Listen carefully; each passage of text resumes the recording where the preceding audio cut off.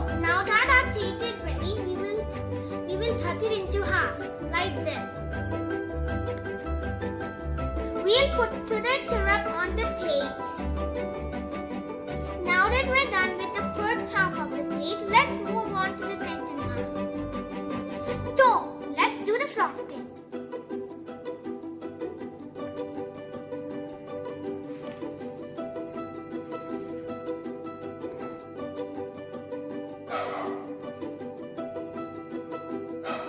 Now we're going to put it upside down on the other side of the cake.